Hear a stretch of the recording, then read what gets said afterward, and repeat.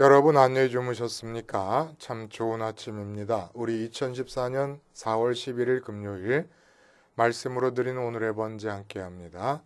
디모데전서 4장 1절부터 5절까지 말씀으로 같이 하겠습니다. 같이 읽습니다. 시작.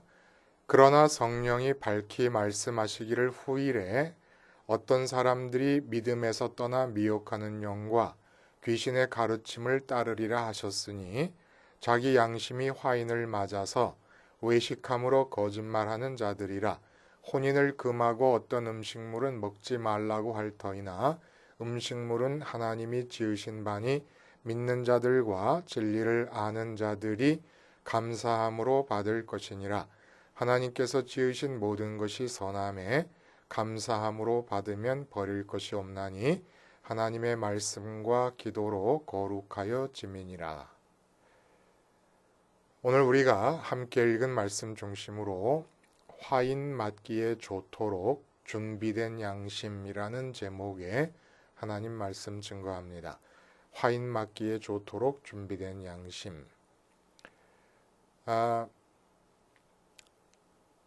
화인을 맞는다. 말만 들어도 무섭습니다, 여러분. 왜 이게 무섭냐 하면은 제일 먼저 화인을 맞은 당사자는 자기가 양심에 화인 맞았다는 사실을 모릅니다. 자기는 진리 안에 거하고 있다고 믿습니다. 근데 이게 화인 맞은 상태거든요. 본인이 그것을 자각하지 못한다는 것이 자각 증세가 없다는 것이 자각 증세가 없는 건가요? 자각 능력이 없다는 것이 이 화인 맞음의 무서움이에요. 난 모른 채로 화인을 맞고 사는 겁니다. 그러니까 화인을 맞는다는 것이 그 옛날에 노예들에게 그 주인의 소유를 분명하게 하고 또 이 사람의 신분이 노예라는 것을 영구히 이제 알리기 위해서 이 쇠막대로 만든 불도장을 찍는 거 아닙니까? 근데 우리 마음이 그렇게 불도장이 찍힌다는 거예요. 쉽게 말하면은 오늘 본문에 나오는 대로 그 1절에 미혹하는 영과 귀신의 가르침을 따르리라 이런 얘기가 나오지 않습니까? 그러니까 귀신이 마귀가 너는 내 거다라고 양심에 불도장을 찍어버리는 상태인 겁니다. 이거 얼마나 무섭습니까? 근데 이 일이 교회 안에서 일어난다는 거예요.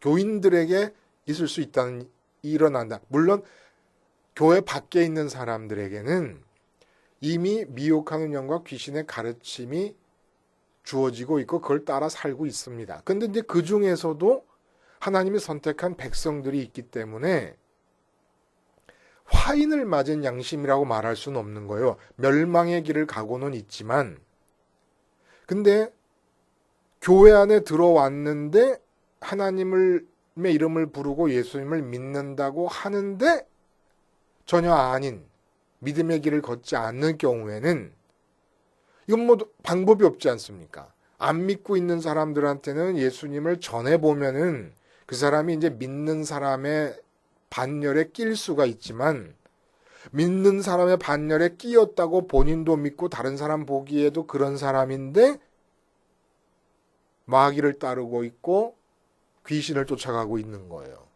그 귀신과 마귀가 그 양심에 그 마음에 불도장을 찍어버려가지고 너는 내 거다라고 딱 챙겨버린 그런 사람이 있다는 얘기입니다. 본문에 그러나라고 시작을 해요. 이 그러나라고 하는 말은 앞에서 감독과 집사님을 선출하기 위해서 감독이 될 분들, 집사님이 될 분들에 대한 어떤 자격이 될 수 있는 덕목을 쭉 말씀하지 않으셨습니까? 그렇게 말씀을 하시다가 사도 바울이 감탄을 하는 거예요. 뭘 스스로 감탄을 하시냐면 당신이 감독과 집사들의 덕목을 쭉 나열해 놓고 나니까 그런 사람이 어디 있어요, 세상에. 그런 사람 어디서 찾습니까? 한번 읽어보세요, 여러분들이 자세히. 그런 사람이 있겠어요? 그 15가지 덕목을 다 충족시킬 수 있는 그런 사람이 세상에 어디 있겠습니까? 근데 있거든요.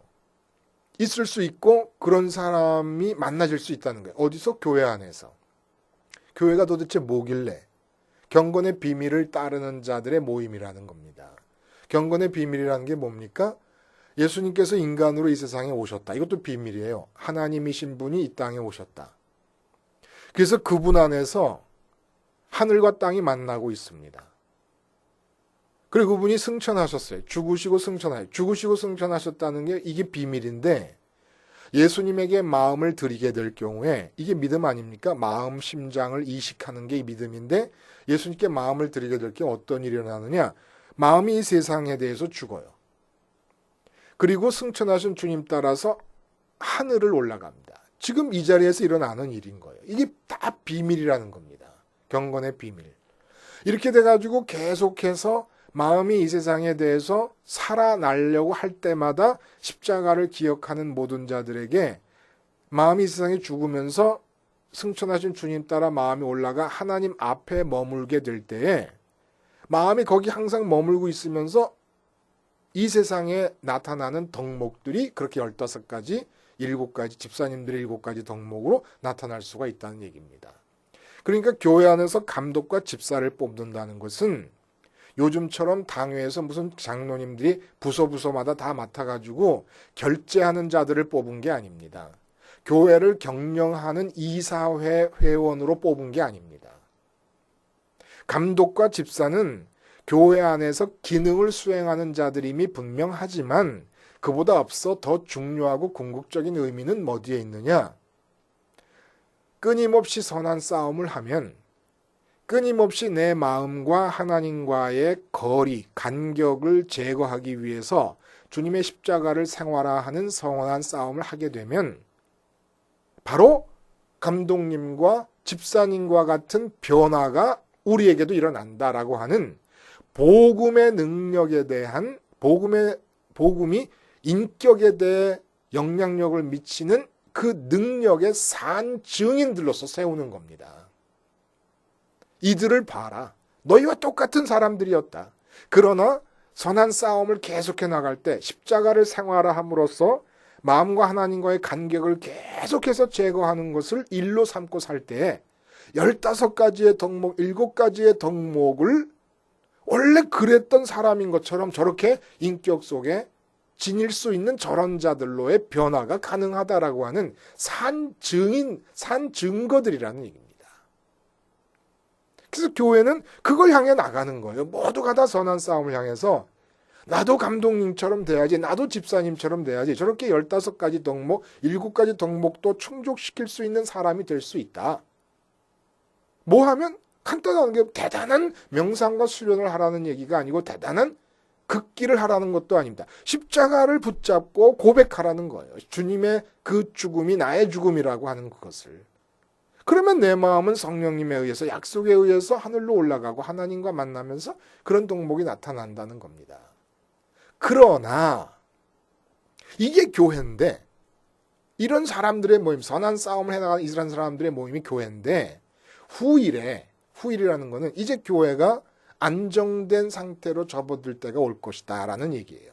지금은 교회라는 게 처음 생겼습니다. 예수라고 하는 나사렛 청년을 죽었다가 살아났다고 고백하면서 하나님의 아들이라고 고백하는 자들이 생겨난 거 아닙니까? 그런 집단이 되게 이상한 집단이에요. 굉장히 어색한 집단이죠. 지금 우리가 기독교를 대하는 것과는 다른 거예요. 근데 그것이 이제 안정돼 가고 주님의 재림 때까지 교회가 존속하게 될 텐데 그 교회 안에 믿음에서 떠나서 성령의 인도를 받는 게 아니고 십자가 복음의 능력 아래 있는 게 아니라 미혹하는 영, 마귀와 귀신들의 가르침을 따라가는 사람들이 교회 안에 생겨날 것이다. 교회 안에 생겨났다는 그들이 하나님의 이름을 부르고 예수님의 이름을 부르고 있는데 마귀를 따르고 있다는 이것이 양심의 화인을 맞은 증거라 이겁니다. 양심의 화인을 맞는다는 건 뭡니까, 여러분? 양심이 뭐라 그랬습니까? 기독교인에게 있어서, 신앙인에게 있어서 양심이라는 것은 내 마음이 하나님과 지금 어느 정도의 간격을 두고 있는가. 그래서 내가 지금 화내고 분노하고 다투고 그리고 못된 생각을 하고 율법에 어긋나는 그런 행동이 자꾸 나오고 하는 이 모든 것들이 다 하나님과 간격이 생겼기 때문이다라는 것을 알아채는 게 양심입니다.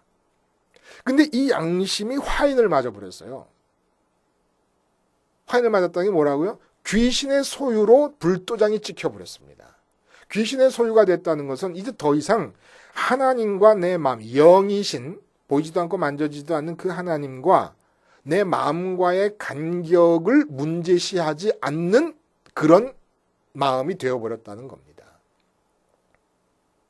그래서 외식을 한다는 거예요. 외식이 뭐라 그랬습니까?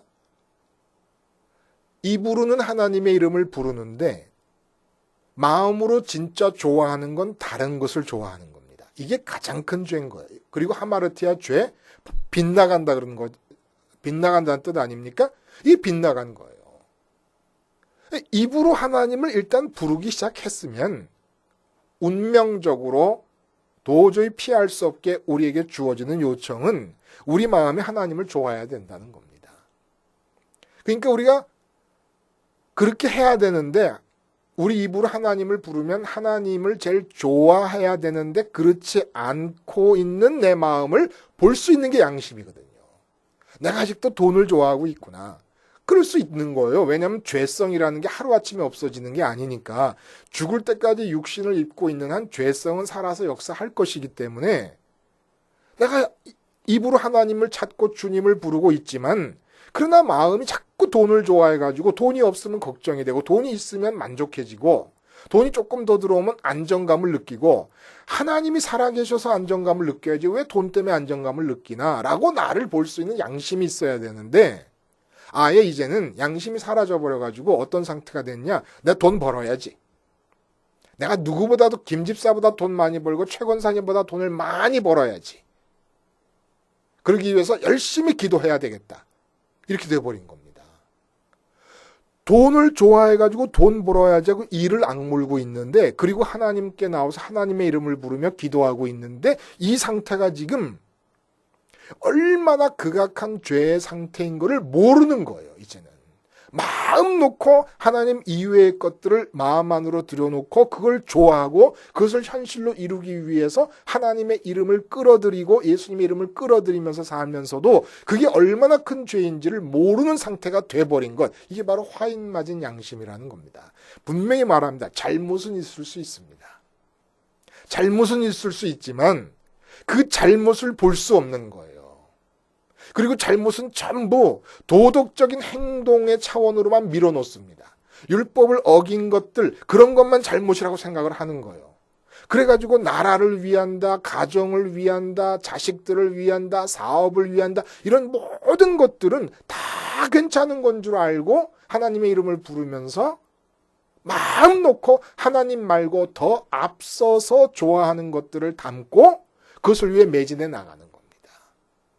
모르는 거예요. 하나님과의 거리가 왜 생깁니까?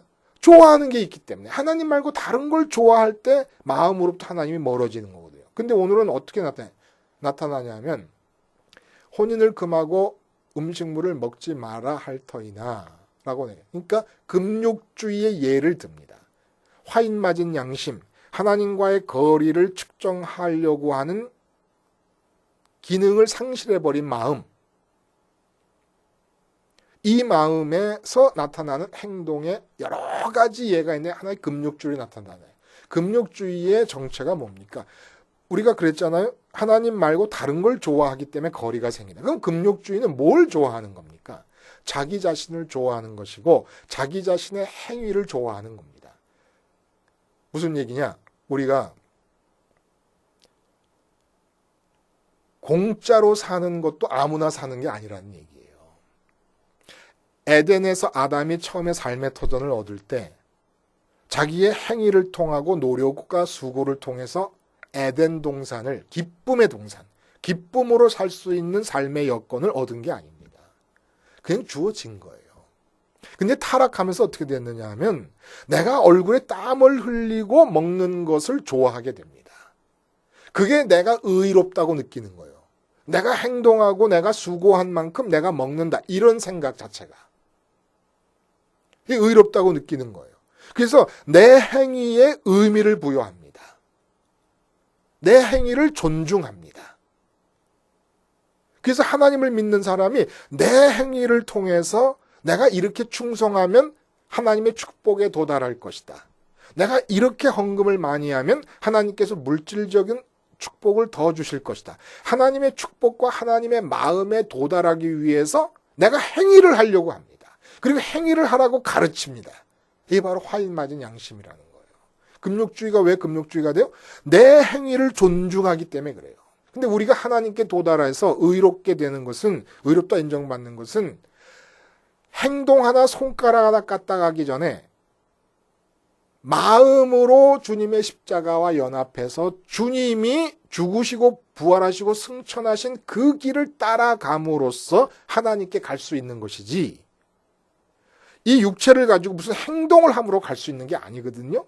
근데 자꾸 행동을 하라고 그래. 행동을 하라. 그래야 하나님께 도달할 수 있고 은혜를 주시고 복을 주시고 생사화복을 주관하시는 그 하나님의 마음에 들 수 있, 그 하나님께 도달할 수 있다고 자꾸 우리의 행위를 강요하는 것. 이게 바로 화인 맞은 양심의 입에서부터 나올 수 있는 결과물들이다 이겁니다. 그러면서 사도 바울이 하는 말이 이거예요. 진리를 아는 자들, 믿는 자들과 진리를 아는 자들에게 있어서 하나님께서 지으신 모든 것은 다 선하기 때문에 감사함으로 받으면 버릴 게 없다는 거예요. 자, 여기서 우리가 한 가지 생각할 게 있어요. 보세요. 우리 마음은 마음을 다해 하나님을 사랑하라 그래요. 그러니까 우리 마음에서는 하나님께서 지으신 모든 것들을 어느 것도 담으면 안 돼요. 그래서 주님께서 뭐라 그러셨냐면 처자와 부모와 형제와 자매와 심지어는 목숨까지 미워하라 그런 거예요. 아니 부모와 처자와 형제와 자매와 내 목숨까지 미워하면 이 세상에서 안 미워해야 될 게 아무것도 없는 겁니다. 내 목숨까지 미워하는데 목숨이 있어야 가질 수 있는 돈을 안 미워할 수 있겠습니까? 예수를 안 미워할 수 있겠습니까? 무엇을 안 미워할 수 있겠습니까? 다 미워해야 된다는 거예요. 그 말씀과 모든 것이 선하다는 이 말씀이 어떻게 서로 모순이 되지 않고 맞아 들어갈 수가 있을 것인가? 여러분, 이렇게 예를 들면 돼요. 미스 김이 결혼을 하려고 그러는데 미스터 박도 프로포즈를 하고 미스터 리도 프로포즈를 하고 미스터 최도 프로포즈를 했습니다. 세 사람이 다 장점이 있어요. 어느 사람도 아까운 거예요. 아니 결혼하고 싶다고 난리를 치고 젊은 나이 때는 세상에 찾아도 없더니 이제 나이 들어서 어떻게 하다 정말 결혼하려고 그러는데 아니 세 사람이 주어졌는데 세 사람 다 괜찮은 거예요. 놓치기 싫은 사람들이에요. 다 선해요. 다 좋아요. 각자 나름대로. 야성적이고 한 사람은 뭐 정말 뭐 어떻고 다 이렇게 달라. 그래도 어떡합니까? 결혼을 해야 되는데. 결국 미스터 박을 선택하는 것은 미스터 최나 미스터 리가 악해서가 아니지 않습니까? 그러나 결혼은 하나를 선택해야만 되는 것입니다. 우리 마음이 똑같다는 거예요. 우리 마음은 제일 먼저 좋아하는 걸 하나를 선택할 수밖에 없습니다. 그 다음에는 전부 그 좋아하는 것을 위해서 존재하는 것들이에요. 다. 그 다음부터는. 그래서 하나님께서 지으신 것이 좋은 게 얼마나 많아요. 내 아내도 좋고 남편도 좋고 자식들도 좋고 부모님도 귀하고 그리고 돈도 좋고 사업도 좋고 다 좋은 거예요. 음식이 얼마나 귀하고 좋습니까? 예술이 좋고 나라가 좋고 다 좋지요. 다 자연이 좋고 다 좋아요. 근데 내 마음이 제일 먼저 좋아해야 되는 건 하나를 골라야 돼요. 다른 게 악하기 때문이 아닙니다. 하나만 골라야 되는데 인격적인 사랑의 관계로 돌입하려면 어떻게 해야 됩니까? 그러니까 하나님만을 골라야 되는데 우리 타락 이후의 죄성으로는 도대체 하나님 말고 다른 것을 좋아하는 죄성 때문에 자꾸 하나님 말고 다른 걸 좋아하거든요. 그것들은 선한 것이지만은 마음에 끌어들이면 간음이 되는 겁니다. 왜? 인간의 마음은 하나님을 제일 먼저 좋아하므로 마음 안에는 하나님만 들여놓게 되어 있기 때문에. 그래서 하나님만 들여놓으면 내가 미스터 박을 남편감으로 선택했으면 그 다음에 미스터 최와 미스터 리는 회사에서 만나서 동료로서 지내면 좋은 거예요.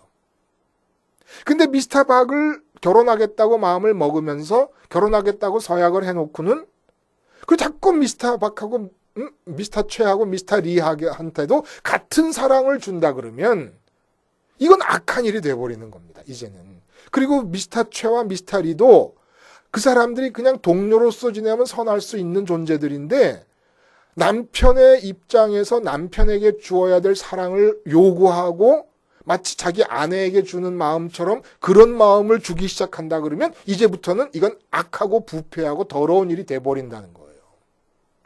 돈이 마찬가지예요. 돈 하나님께서 지으신 선한 겁니다. 근데 왜 그 돈을 마음으로 좋아해버리냐 이겁니다. 에? 하나님을 좋아해야지. 좋아한다는 게 뭐라고요? 그것만 있으면 만족하고 기쁠 수 있는 게 좋아하는 거예요. 하나님만 있으면 만족하고 좋아해서 하나님으로 내 마음이 채워진 다음에는 그 다음에 돈은 선한 것이고 감사한 거예요. 적게 주어줘도 감사하고 많이 주어줘도 감사해서 하나님이 원하시는 뜻대로 돈이 지출되면 되는 겁니다. 근데 이놈은 돈을 괜히 하나님보다 먼저 좋아하는 바람에 돈도 더러워지고 내 마음도 더러워지는 겁니다. 다 선한 거예요, 다. 그래서 오늘 본문이 기가 막힌 논리가 있어요. 5절에 하나님의 말씀과 기도로 거룩하여짐이라. 여러분, 하나님의 말씀과 기도가 나오고 그 다음에 감사하라는 얘기가 나오는 거예요. 그렇기 때문에 감사함으로 받으라는 거예요. 하나님의 말씀과 기도가 먼저 있고 그러므로 모든 게 감사함으로 받아들여지면 될 수 있다는 겁니다. 이게 무슨 말일까요? 하나님의 말씀 하면은 여러분 생각나는 거 없어요? 하나님의 말씀을 통해서 우리가 만나는 건 영이신 하나님입니다. 소설가의 글 속에 소설가의 스피릿이 들어있다. 스피릿, 정신이 들어있다. 이렇게 얘기하잖아요. 마찬가지로 영이신, 스피릿이신 하나님은 하나님의 말씀 속에 들어 계십니다. 근데 하나님의 말씀의 집결체가 십자가 복음 말씀이에요. 그러니까 십자가 복음 말씀을 중심으로 말씀을 듣게 되면 우리 마음이 영이신 하나님과 만남이 이루어집니다. 만남이 이루어질 때 나타나는 효과가 뭐라고요? 항상 기뻐할 수 있다는 겁니다. 그래서 항상 기쁠 수 있는 유일한 궁극적인 조건이 하나님과의 만남이에요. 그러니까 이 만남을 깨뜨리지 않고 이 연결을 계속 유지시켜 나가려는 게 뭡니까? 쉬지 않고 기도하는 겁니다. 이렇게 해서 하나님과 만나 기뻐졌어요. 그래서 이 세상 것 어느 것도 내가 끌어들이지 않아요. 그리고 그 하나님과 연결을 끊임없이 이어나가기 위해서 십자가를 계속 붙잡습니다. 왜냐하면 십자가가 아니면 내 마음을 자꾸 세상에 뺏기니까. 그러면 하나님과 나의 간격이 생기고 하나님과의 연결이 끊어지니까. 이런 상태를 유지하고 있을 때 이 육체적인 환경 속에서 내게 주어지는 모든 것들은 다 거룩해진 거예요.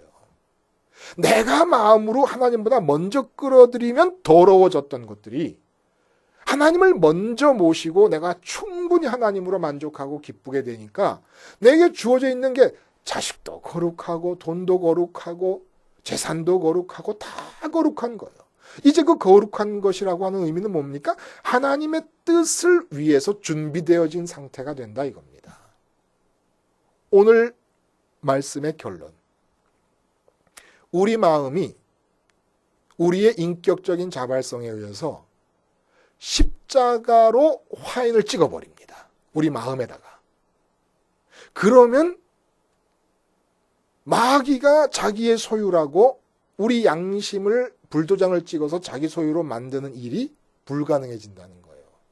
근데 교회 안에 들어온 사람으로서 마귀의 화인을 받기에 유리한 조건이 어떤 조건이냐? 십자가를 잃어버리는 겁니다. 잊어버리는 거예요.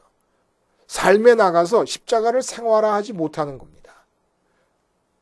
주님이 돌아가신 그 십자가에서 계속 삶의 현장에서 내가 같이 죽은 자로 고백을 함으로써 틈틈이 또 틈을 내서 기도를 하고 그게 말씀이거든요. 십자가 복음이. 그 말씀을 통해 내 마음이 부활승천하신 주님을 따라 아버지를 만날 수 있게 됩니다. 그래서 어떻게 하든지 내 마음이 아버지 때문에 생기는 기쁨과 평강을 가지고 유지해 나갈 수 있기 위해서 계속 기도하는 거예요. 쉬지 않고 기도하는 거예요. 그러는 중에 이 세상 모든 것들이 올바러질 수 있고 금욕주의 예를 들었잖아요. 그렇다고 방임주의입니까? 아니에요. 하나님께서 내 안에 들어와서 내가 기쁨과 만족이 주어질 때 감독님의 15가지 덕목이 나타난다는 거예요. 집사님의 6가지 덕목이 나타난다는 겁니다. 모든 율법이 내가 지키는 게 아니라 내 안에 들어오신 성령님께서, 하나님께서 그 모든 내 말과 행동을 지배하시면서 그런 열매들이, 아름다운 열매들이 맺혀져 나간다는 겁니다. 그러니까 문제는 뭡니까? 내 마음에 십자가 화인을 내가 찍어버리는 거예요. 그러면 마귀에 의해서 화인 맞은 양심이 되지 않을 수 있다는 겁니다. 그리고 감독님과 집사님들에게서 요구되는 그런 덕목이 내가 감독이고 장로님이 아니라도, 내가 집사님이 아니라도 그런 덕목이 나타나고, 그리고 삶의 모든 주어지는 것들은 감사함으로 받고, 하나님 감사합니다. 돈이 안 벌려도 감사합니다. 벌려도 감사합니다. 왜? 다 거룩한 것, 다 하나님의 뜻이니까. 하나님의 뜻이 중요한 것이지 돈이 많은 게 중요한 것이고, 돈이 안 많은 게 그게 위기 상황인 것이 아닌 것이죠. 하나님의 뜻이면 없는 게 좋으니까 좋은 거고, 있으면 있는 대로 또 지출해야 될 항목이 하나님 안에 정해져 있을 것이고, 뭐 이 돈뿐만이겠습니까? 모든 게 다 그렇다는 얘기입니다. 화인 맞기에 좋도록 준비된 양심, 어떤 상태입니까? 십자가를 생활화하지 못하는 겁니다. 이게 지금 태승철이가 말하고 있는 겁니까? 십자가를 생활화하자는 이 얘기가 성경의 요구입니다. 십자가 이외에는 전하지 않겠다. 그리스도 이외에는 알지 아니하기로 작정하였다. 내 스스로 내 마음의 십자가 화인을 찍음으로써 마귀가 내 양심에 화인을 찍는 일은 죽을 때까지 없어야 되지 않겠습니까? 기도하시겠습니다. 하나님 아버지, 말씀에 총하여 하나님의 능력과 지혜의 응집인 주님이 돌아가신 십자가 사건을 잊지 않고 그 의미를 생활화함으로써 마귀의 불도장이 내 삶에 얼씬도 못하는 복된 삶의 주인공들이 되게 하여 주시옵소서. 예수님의 이름으로 기도하옵나이다. 아멘.